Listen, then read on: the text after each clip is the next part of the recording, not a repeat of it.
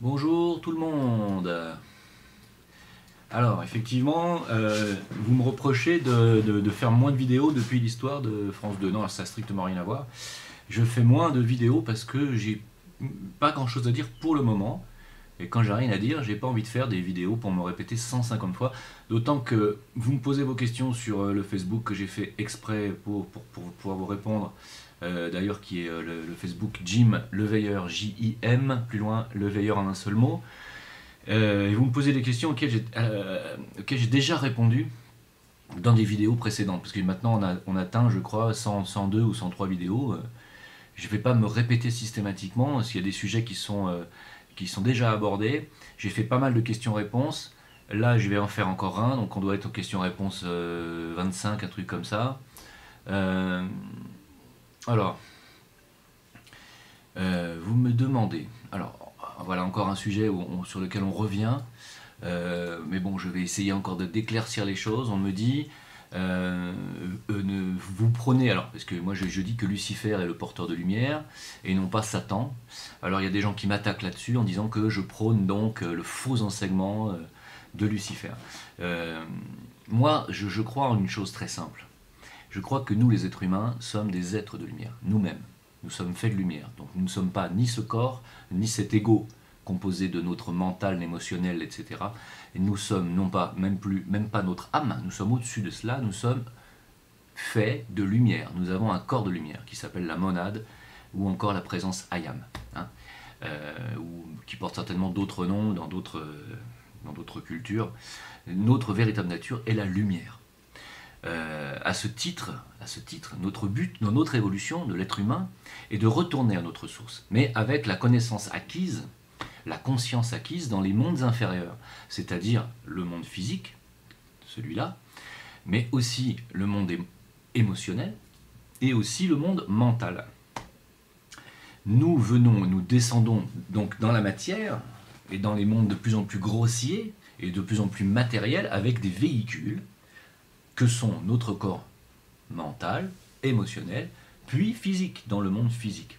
C'est comme ça, moi, que je vois la chose. Je la vois comme ça, et je ne suis pas le seul à la voir comme ça. Il y a un enseignement, il y a une connaissance ancestrale qui diffuse cette connaissance, et c'est la connaissance à laquelle ont été aussi initiés les grands prophètes, les grands guides de l'humanité, dont Jésus, dont Bouddha, etc. L'illumination de Bouddha, qu'est-ce que vous croyez que c'est l'illumination? On parle bien de lumière, illumination. L'illumination, c'est bien la lumière qui rentre dans votre cerveau physique, et c'est enfin la lumière de votre véritable nature qui pénètre dans votre corps physique. Donc voilà la lumière de votre nature divine, de votre nature de lumière qui vient éclairer sur ce plan physique, à travers votre corps physique. C'est ça l'illumination. Nous sommes bel et bien des porteurs de lumière en nous-mêmes, en potentiel. Nous sommes nous-mêmes des porteurs de lumière potentielle, nous-mêmes. Donc,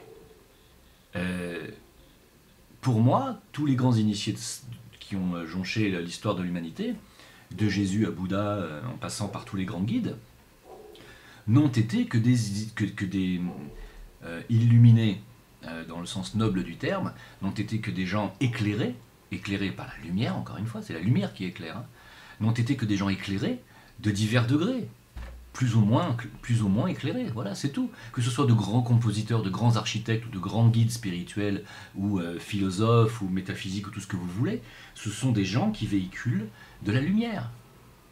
C'est pour ça qu'on dit que ce sont des êtres éclairés, n'est-ce pas? Pour moi, Lucifer, le porteur de lumière, c'est clair, dans son propre nom, il nous permet lui-même, par la lumière et la connaissance, par la lumière de la connaissance, de retourner à notre nature divine. Moi, c'est comme ça que je le vois. Maintenant, peut-être que je me trompe, peut-être que ce n'est pas Lucifer qui fait ça. Alors pourquoi on l'appelle le porteur de lumière depuis la nuit des temps? Pour moi, Lucifer n'est pas Satan. Donc, si vous me dites que moi, je prône la doctrine de Satan, je vous dis non. Niet. Pour moi, Satan, lui, il prône le monde matérialiste, le plaisir matérialiste, toutes les addictions, le pouvoir que peut donner l'argent, le pouvoir que peut donner la politique, enfin en général c'est l'argent maintenant, hein, sur ce monde, c'est l'argent qui donne le pouvoir. Et ça pour moi c'est Satan. Et Satan, lui, nécessite, comment dire, des rituels qui nécessitent des rituels, des sacrifices d'êtres vivants, des animaux et des enfants. Ça c'est Satan. Il n'a jamais été question, en ce qui me concerne, de ça chez Lucifer. Mais je peux me tromper, peut-être que ce n'est pas Lucifer, peut-être qu'il s'agit d'une autre personne qui ne s'appelle pas Lucifer à ce moment-là, mais à ce moment-là il s'appelle Sanakumara. Ok, peut-être que ce ne sont pas les mêmes personnes, peut-être que là-dessus je me trompe. Je dis pas que je détiens la vérité, je dis juste que moi, je suis l'enseignement des gens, et je fais pas ça pour faire 666, hein. Commencez pas à essayer de débriefer mes vidéos en disant « Ah, vous avez vu, il a fait ça », oui, j'ai fait ça, parce que des fois quand on parle, on fait ça, et on fait pas exprès. Parce que faut pas être parano non plus, parce que les gens qui font ça sont pas tous des gens qui sont dans la secte satanique. Il y a tous les hommes politiques qui font ça avec toutes les stars actuelles. Effectivement, si vous allez trouver des photos sur internet de toutes les stars américaines et même des hommes politiques, ils font tous ça. Tous, de George Bush à Sarkozy, en passant par Miley Cyrus, en passant par Lady Gaga, tout le monde fait ça aux États-Unis. Pourquoi? Parce qu'ils sont tous endoctrinés dans une secte satanique. Tous. Parce que ça, c'est pas le signe de Lucifer. Hein. Ça, c'est un signe satanique. D'accord? C'est pas la même chose. Ça n'a rien à voir. Rien à voir. Pour moi, ça n'a rien à voir. Voilà. Donc moi, je crois en une doctrine qui est d'apporter la lumière dans le cerveau des hommes, mais aussi dans leur cœur, pour en faire des êtres éclairés, des êtres aimants. Et quand on dit aimant, sachez que aimant, c'est pas par hasard qu'on choisit les mots. Les êtres aimants sont des êtres qui attirent à eux les autres, comme un aimant. D'accord? Ce sont des gens qui ont un certain magnétisme. Et le magnétisme, c'est quoi? C'est attirer les autres et repousser le mauvais. C'est ça le magnétisme. Et quand on devient un être aimant, on devient un être magnétique dans le bon sens du terme. Comprenez bien ce que je dis.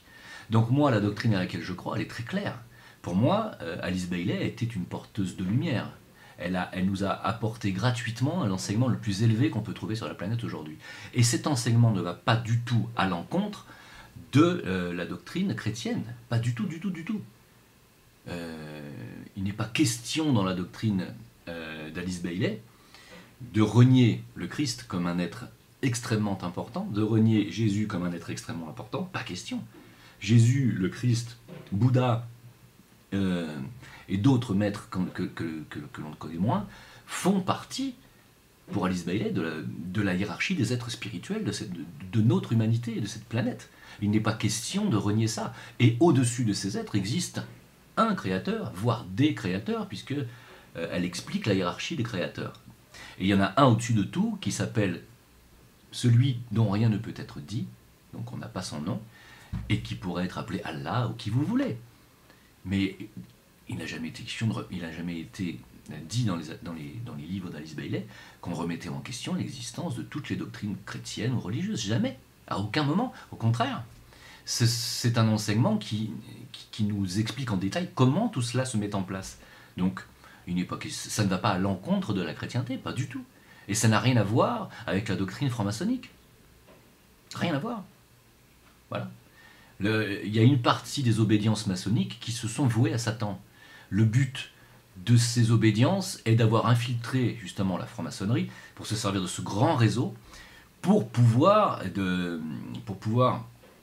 disposer de ce réseau et asseoir l'hégémonie satanique.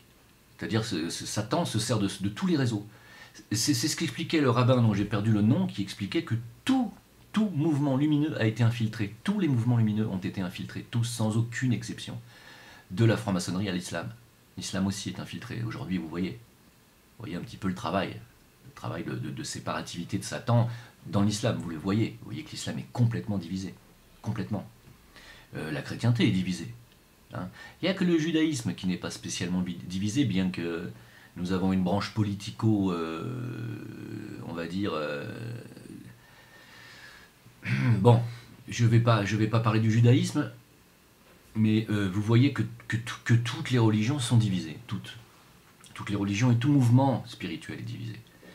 Même la Rose-Croix, tout est divisé. Divisé, infiltré, et bien entendu, à partir du moment où c'est infiltré, eh bien, les connaissances après sont déformées, tronquées, utilisées à des fins qui sont les fins de la doctrine de Satan. Et la doctrine de Satan, c'est quoi? C'est de contrôler le monde, de contrôler les autres humains, par le pouvoir. Et quel est le pouvoir qu'octroie Satan? Le pouvoir d'être célèbre. Je vous disais, toutes les célébrités américaines font toutes ce signe, parce qu'elles appartiennent à cette secte-là. Sinon, vous passez pas à la télé aux États-Unis. D'ailleurs, il n'y a pas qu'aux États-Unis. Hein. À l'époque, ça se passait par le biais de Aleister Crowley. Alors, vous me posez des questions sur Aleister Crowley. J'en sais pas plus sur ce personnage, parce que sincèrement, j'ai jamais étudié Aleister Crowley, je vous le dis. Donc moi, je connais son œuvre à travers des on-dit, et j'aime pas tellement répéter ce qu'on me dit sur les gens, j'aime bien me faire mon opinion moi-même. Il semblerait, je dis bien il semblerait, qu'Aleister Crowley fut un mage noir, c'est-à-dire un initié, mais de l'œil gauche de Horus, si je peux me permettre, c'est-à-dire non pas de l'œil droit, mais de l'œil gauche, c'est-à-dire de la loge matérialiste, qu'on appelle la loge satanique. C'était un initié, il avait accès à une connaissance. Vous savez que les initiés de la loge matérialiste sont des initiés qui ont une haute connaissance aussi. Mais la connaissance, elle est ce qu'elle est. C'est l'utilisation qu'on en fait qui change. C'est pareil pour tout, j'ai déjà expliqué ça. Si vous prenez l'énergie nucléaire, elle peut servir à chauffer un pays entier, elle peut servir à détruire un pays entier. Hein, ça dépend quelle utilisation on en fait. Et ben c'est pareil pour la connaissance. Il y a des mages blancs, et il y a des guides et des prophètes qui utilisent la connaissance pour illuminer l'humanité, et puis il y a les mages noirs qui s'en servent pour contrôler l'humanité. Mais c'est la connaissance, c'est la même pour les mages noirs et les mages blancs. La magie noire, la magie blanche, c'est la même chose. La magie noire, la magie blanche, tout ce qui les différencie, c'est l'intention. C'est tout. Quelle intention vous avez dans la vie?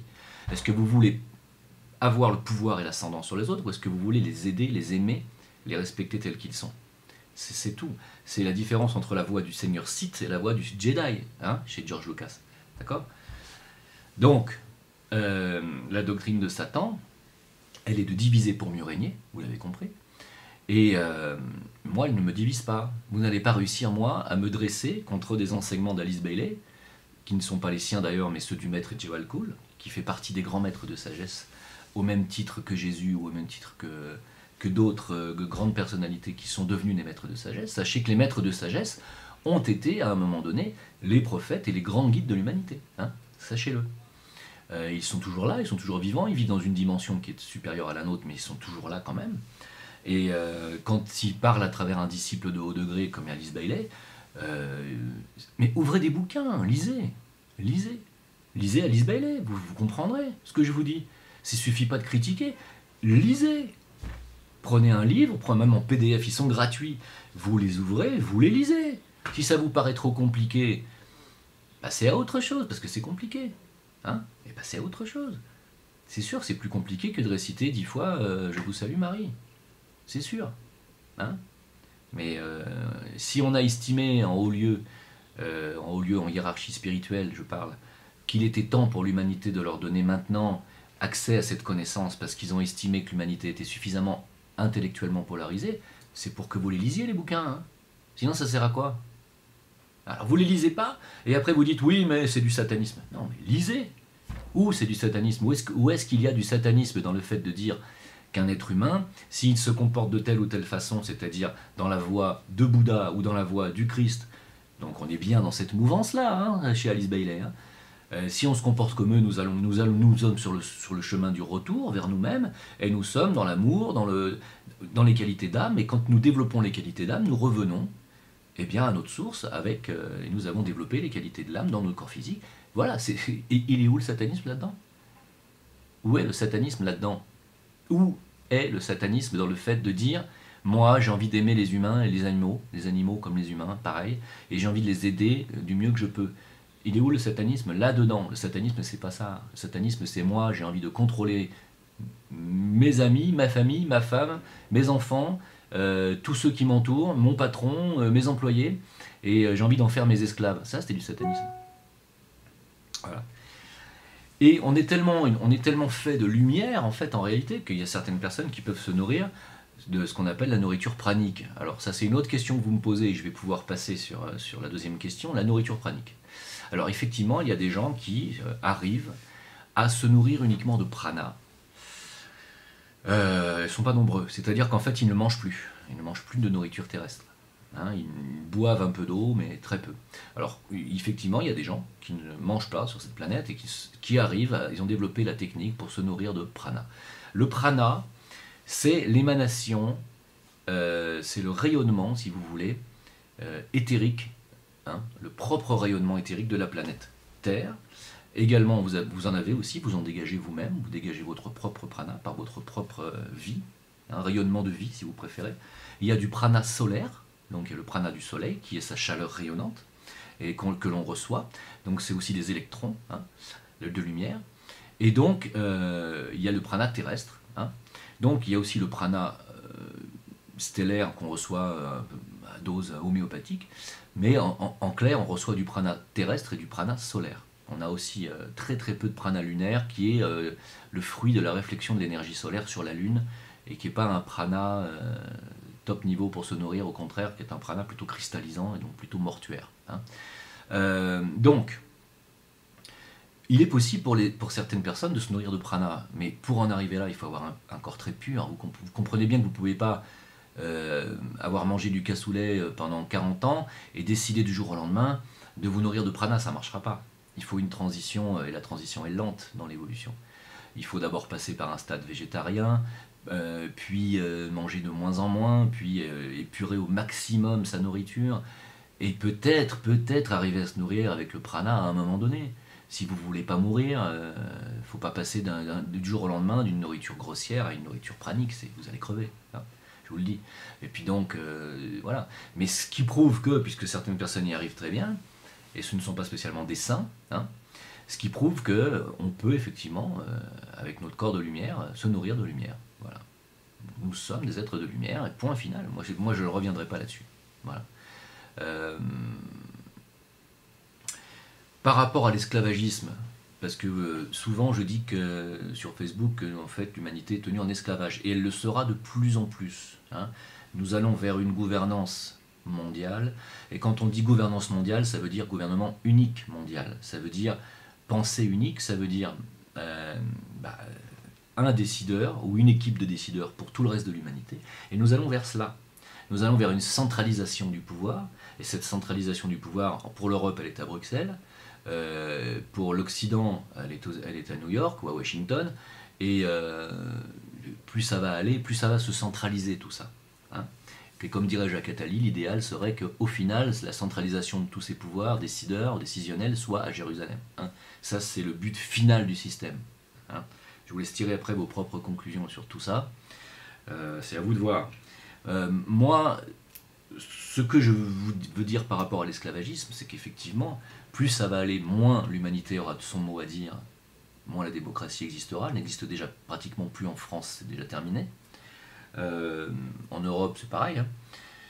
Plus ça va aller, moins vous aurez votre mot à dire, moins ce que vous avez envie de dire sera pris en considération. Et vous êtes tenu en esclavagisme par tous les moyens de manipulation technologique. Alors, par commencer par la télévision. Je regrette, mais la télévision est un moyen d'hypnose, mais d'hypnose parfait, quoi.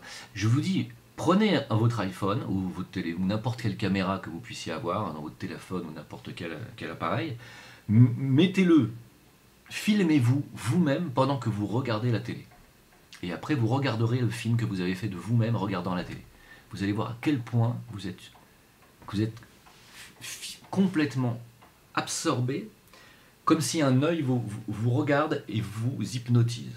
La télé est un outil d'hypnose, mais d'hypnose et de manipulation. Avec l'hypnose, on peut rendre n'importe quelle personne, on peut en faire un meurtrier, on peut en faire n'importe quoi. Regardez Mesmer, et ne me dites pas que c'est de la foutaise, je vous assure que c'en est pas. Hein.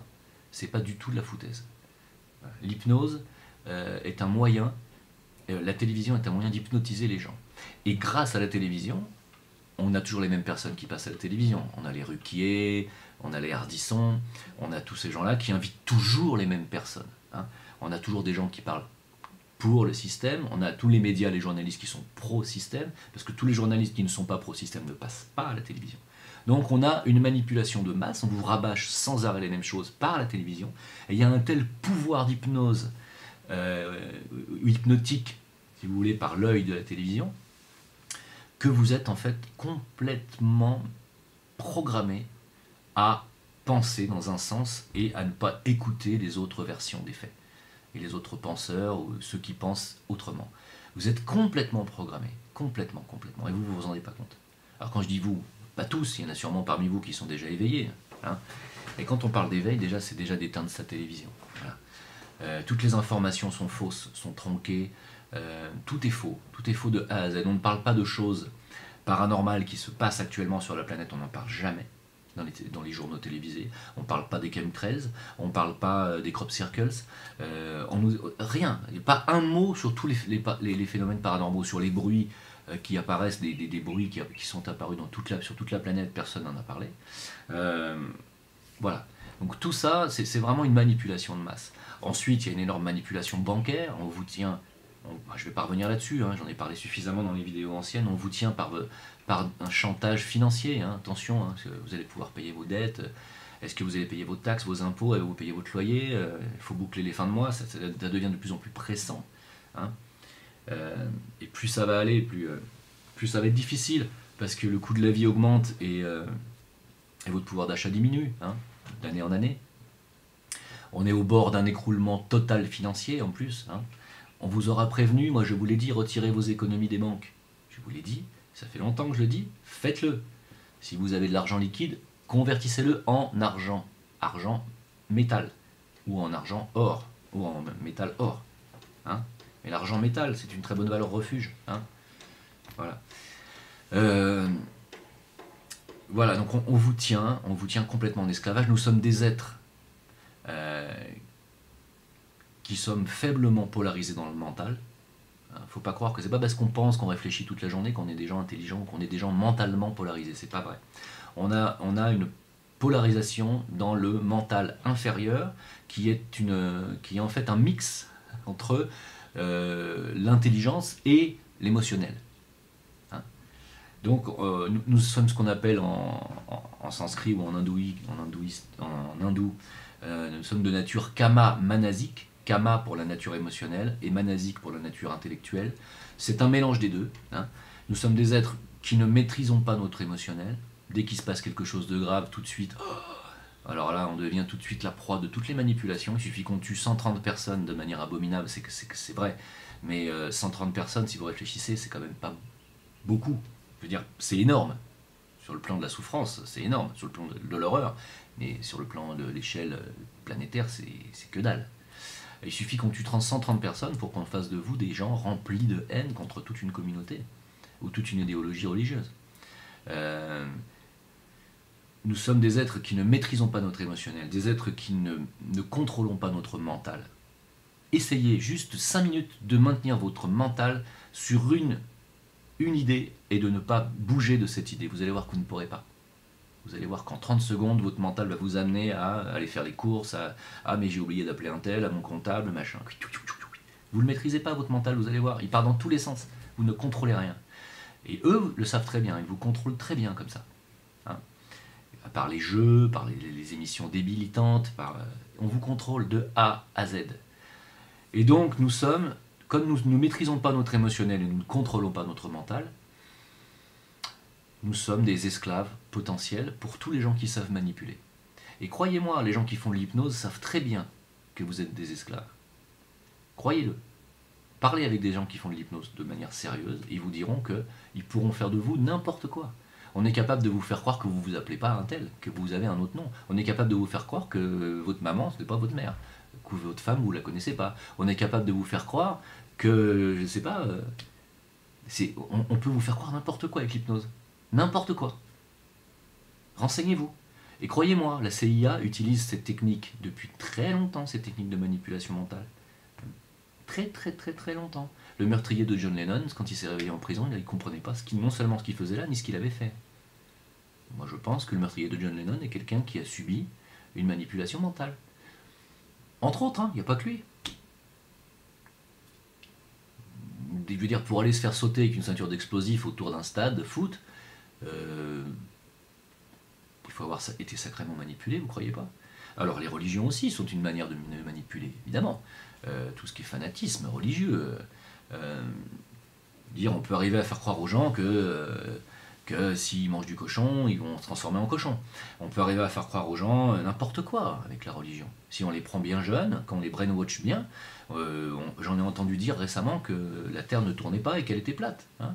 Je pense que vous pouvez arriver à faire croire n'importe quoi à n'importe qui. Voilà. Si vous vous y prenez comme il faut, même quelqu'un d'intelligent, hein, vous pouvez. Donc, vous allez me dire, alors elle est où la solution? La solution, elle est déjà de commencer par se cultiver soi-même, déjà, d'ouvrir des bouquins, de ne pas avoir peur de ce qu'on vous dit. Si on vous dit, moi c'est Lucifer, n'ayez pas peur de Lucifer. Lucifer, il vous emmerde pas, il vous propose de la lumière. Par contre, Satan, il vous propose du pouvoir, il vous propose de la célébrité, il vous propose tout ce qui est facile, il vous propose de l'argent, il vous propose la fortune, il vous propose tout ça. En contrepartie, par contre, vous lui donnez tout ce qu'il vous demande. Ça, je ne sais pas ce qu'il vous demande, parce que moi, je ne suis pas dans les sectes sataniques, donc je ne sais pas. Mais probablement, on doit faire pas mal de choses, à mon avis. Hein, à commencer par signer des contrats avec son propre sang, ce genre de choses. Hein. Donc, ne mélangez pas tout, n'ayez pas peur d'ouvrir des livres, cultivez-vous, pratiquez la méditation de reconnexion, le Raja Yoga, pratiquez ça, reconstruisez votre âme, votre pont de lumière entre votre âme et votre nature inférieure, reconstruisez-le, j'ai expliqué ça dans d'autres vidéos, reconstruisez l'Antakarana, faites-le, c'est à la portée de tout le monde de faire ça, vous pouvez faire ça. Et quand vous aurez ce pont de lumière reconnecté entre votre âme et votre cerveau physique, vous aurez des informations lumineuses sur ce que vous avez à faire dans cette vie. C'est pour moi le plus pressé. Voilà. Là, vous allez voir qu'on profite de l'état d'urgence en France pour passer des lois totalement liberticides sur tous les forums de réinformation, que le système appelle des forums de désinformation, bien entendu, puisque nous rétablissons la vérité. Je dis nous. Moi, je me considère dans cette mouvance. Donc, tous les forums de réinformation sont considérés comme dissidents aux yeux du système et donc comme des animaux à abattre, n'est-ce pas? Donc ça va être de pire en pire et de plus en plus difficile d'avoir des informations. Donc, sincèrement, apprenez à penser par vous-même, arrêtez de regarder la télévision, arrêtez de regarder certaines émissions, surtout les informations, ou de regarder même des émissions de divertissement, comme justement Ruquier ou Ardisson. Arrêtez de regarder de fausses émissions d'information comme Envoyé spécial, vous voyez bien qu'ils manipulent tout, hein, tout est manipulé. Hein, et à aucun moment, on ne propose un débat, ni avec Soral, ni avec, alors Dieudonné, n'en parlons plus, on ne propose jamais de débat avec les gens de la dissidence, jamais. Pourquoi? Parce que s'il y a débat, ils perdent le débat. Parce que tous les arguments vont de notre côté. Pourquoi il n'y a pas eu de débat sur le 11 septembre? Je veux dire, tous les spécialistes de la version officielle ont fui les débats. Pourquoi? Parce qu'ils savent très bien que ça ne tient pas la route. Ils se font démonter en 2 minutes. Même quand Bigard a proposé un débat, je me rappelle chez un journaliste, Guillaume Durand, il avait proposé un débat avec Kassovitz. Eh bien, tous les 10 soi-disant scientifiques de la version officielle, à la dernière minute, ont fui le débat. Pourquoi? Parce qu'ils se font démonter. Même par un Bigard, il se serait fait démonter. Ça tient pas debout 2 secondes. C'est tout, il suffit de réfléchir.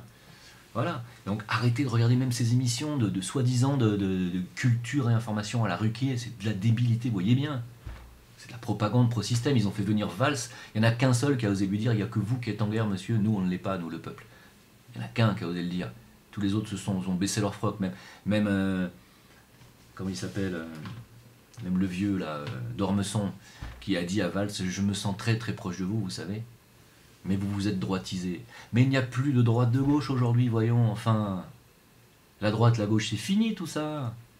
Ça n'existe plus depuis Mitterrand, la droite, la gauche. Ça a été la cohabitation pendant 20 ans, et après derrière, on n'a eu que des présidents de paille qui sont à la botte du système Bruxelles américain. Il n'y a plus de gauche-droite. Celui qui croit qu'il y a encore une gauche et une droite, c'est qu'il a strictement rien compris, il a rien bité au tableau. Pardon. C'est des affrontements idéologiques de paille, c'est du vent. Il n'y a pas d'affrontement entre la gauche et la droite, ils vont dans le même sens. Aujourd'hui, c'est où vous êtes pro-Europe atlantiste, c'est-à-dire système américain basé sur l'hégémonie de la finance, ou vous êtes pour ça, ou vous êtes contre ça. Et si vous êtes contre ça, vous êtes pour le retour aux frontières nationales, aux valeurs nationales. Tout ce système-là qui aujourd'hui dirige ne veut plus entendre parler de nation. C'est pour ça qu'ils nous inondent de migrants pour détruire toutes les identités nationales. C'est pour ça qu'ils cassent les frontières, qu'ils ont cassé les monnaies. C'est pour ça qu'ils cassent tout. Ils cassent la culture. On casse tout et on recommence. C'est ça le. Aujourd'hui, la gauche, la droite sont dans ce système-là. Moi, je crois que le FN n'est pas dans ce système-là. Vous me dites que je me trompe. Peut-être que je me trompe. Mais moi, je pense que le vote le moins stupide aurait été de voter FN pour justement contrecarrer ça et dire on revient aux valeurs nationales, on remet des frontières. Parce que les nations sont des entités à part entière et que vous en faites partie vous-même. Et que si demain on casse les nations, ce qui est déjà pratiquement fait et terminé, si demain on casse les nations, c'est fini. On va vers un nouvel ordre mondial, vers une gouvernance mondiale. Il faut casser les nations pour avoir une gouvernance mondiale. C'est ce qu'ils sont en train de faire. Or, si vous regardez les livres d'Alice Bailey, notamment il y en a un qui s'appelle La destinée des nations, vous verrez qu'il n'a jamais été question à aucun moment dans l'enseignement d'Alice Bailey que les nations doivent être détruites, et surtout pas la France, qui fait partie des éclaireurs de ce monde. La France, l'Angleterre, les Indes, la Russie sont des grandes nations, la Chine bien entendu, l'Italie. L'Italie qui détient à elle seule 45% du patrimoine culturel mondial. On ne peut pas détruire la nation comme ça. Et bien c'est ce qu'ils sont en train de faire. Donc moi pour moi, aujourd'hui, gauche-droite, c'est débile. Il n'y a pas de gauche-droite. Vous voyez bien, enfin voyons. C'est quand on fait une alternance, un coup on vote à gauche, on s'aperçoit qu'on s'enfonce. On revote à droite, on s'aperçoit qu'on s'enfonce. Et puis on se réendette. Alors on revote à gauche et puis on s'aperçoit que c'est finalement exactement la même chose. Et on continue. Et on continue. Et on ne comprend pas que tant qu'on vote pour l'un ou pour l'autre, on va dans le mur. On va dans la destruction des nations. Vous n'avez pas pigé. Il faut voter pour des gens qui prônent le retour à la nation. Sinon, c'est mort. Voilà, c'est tout. Alors, ou soit vous arrêtez de voter, vous vous cassez, comme j'ai fait. Moi, je suis parti parce que je savais qu'il n'y aurait rien à faire. Parce que sans éveil du peuple, sans éveil massif de millions de personnes, il ne pourra rien se passer dans ce pays ni dans cette Europe. Il faut que les gens se réveillent. Alors peut-être que le centaine de viols qu'il y a eu le soir du 31 décembre à Cologne par les migrants, et les viols d'Allemandes par les migrants vont peut-être réveiller les Allemands, j'en suis pas certain. Vous avez vu que Merkel a tout fait pour étouffer les choses, et que la mairesse de Cologne a dit oui, mais il faut que les Allemandes se mettent un petit peu au goût du jour, il ne faut pas qu'elles s'habillent trop provocantes quand même, hein, parce qu'il y a quand même maintenant des animaux chez nous, qui sortent du zoo, hein, parce que c'est ça. Hein, c'est que la frustration, avoir empêché à des hommes pendant des siècles de voir la nudité ou de voir la féminité en vrai, en chair et en os devant leurs yeux, ça mène à quoi? Ça mène que quand ils voient une femme, les mecs ils savent pas se tenir. Moi j'en ai connu qui s'éjaculaient dans le pantalon en voyant une femme en mini-jupe. Hein. C'est ça la frustration. Ça mène à ça, la frustration. Hein, la frustration, c'est pour ça que on ne peut pas mélanger tout, hein. On ne peut pas mélanger des cultures qui sont basées sur la frustration et des cultures qui sont basées sur la libération des mœurs. Ça ne se mélange pas. Enfin, ça ne se mélange pas sans heurts. Donc, tout ça, vous voyez, ça mènera à quoi? Ça mènera au chaos. Ça mènera au chaos. Voilà, ce qui s'est passé à Cologne le 31 décembre n'est qu'avant-coureur de ce qui va se passer et de ce que le système veut qu'il se passe. S'ils font rentrer des gens comme ça en masse en Europe, c'est pour justement ce choc des cultures, de cette culture frustratoire et de cette culture libératoire des mœurs qui se rencontrent et que fatalement à un moment donné ça va au clash. Et c'est ce qu'ils veulent que les peuples aillent au clash pour que justement ça leur évite à eux de se faire dézinguer par les peuples parce qu'ils ont peur de ça. Ils ont la trouille qu'on les foute dehors. La seule solution, moi je vous le dis et je le répète, c'est de descendre par millions dans les rues et de dégager cette élite de l'Élysée et de Matignon et de l'Assemblée. Et de recommencer à zéro. Et non pas de s'entretuer même entre migrants qui viennent d'un autre temps et nous. C'est pas comme ça qu'on résoudra les choses. C'est pas en se battant entre humain contre humain qu'on résoudra les choses. C'est en se battant humain contre inhumain. C'est-à-dire cette clique vendue au système satanique qui n'obéit qu'à la finance mondiale et à une élite cachée. Voilà. C'est comme ça que ça changera les choses. Donc c'est à vous de voir, messieurs, dames, à vous de voir le peuple français, le peuple du monde, le peuple européen. Allez-vous vous réveiller? Allez-vous vous coaliser pour lutter contre cette clique qui nous amène en esclavage chaque jour, de plus en plus? Allez-vous vous réveiller? Allez-vous éteindre votre télévision? Aujourd'hui, on est à l'heure d'Internet, on est à l'heure des portables, On peut tous se passer l'information par SMS, on peut tous se donner des rendez-vous pour se réunir, on n'a pas besoin de télévision. Qu'est-ce qu'on fait? Mais chez vous avant qu'il soit trop tard. À bientôt. Au revoir.